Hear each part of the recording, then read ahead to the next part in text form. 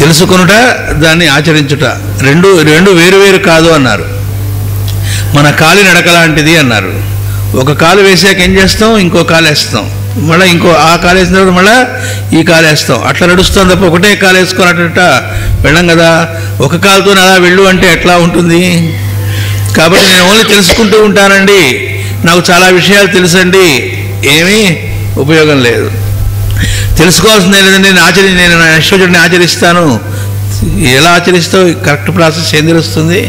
కాబట్టి తెలుసుకొనుట, ఆచరించుట అనేది జమిలిగా జరుగుతూ చేస్తూ ఉంటే దాన్ని సాంఖ్యము యోగము కలవటం అంటారు.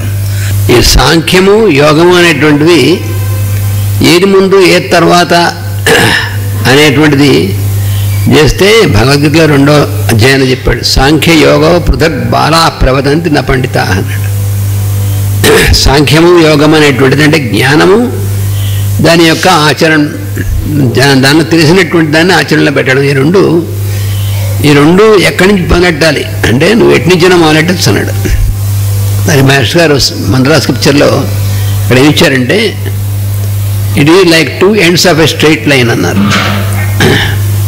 ఒక స్ట్రైట్ లైన్ ఉంటే ఇటు నుంచి ఇటైనా పర్వాలేదు, అందుకని నువ్వు అటు నుంచి మొదలెట్టినా ఇటు రావచ్చు, ఇటు నుంచి మొదలెట్టినా అటు వెళ్ళచ్చు.